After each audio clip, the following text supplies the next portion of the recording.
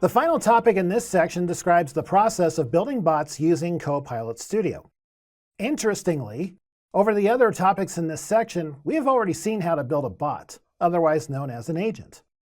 Thus, I will take this opportunity to show a few more options available when building an agent. First, we need to have a clear purpose for the agent. Suppose we want to build another agent to help people requesting building permits. I will select Create and New Agent.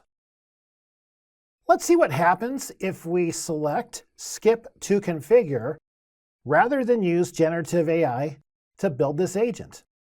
In this scenario, we need to give this agent a name, description, and instructions.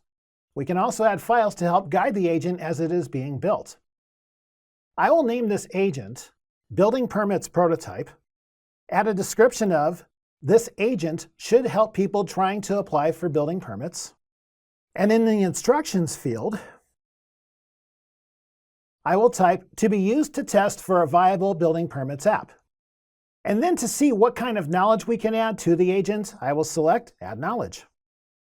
If we have information on a public website or SharePoint that is available to use, we can add it here.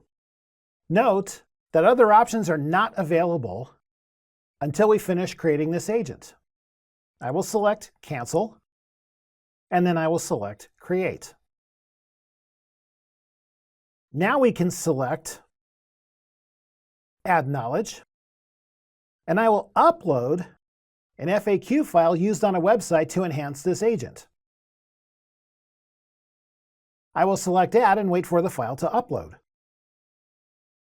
Though the file has been uploaded, we must add topics and actions to get this agent going. For this reason, you may find it more beneficial to use AI when creating an agent. If not, you can always build one manually, as we have started to do here.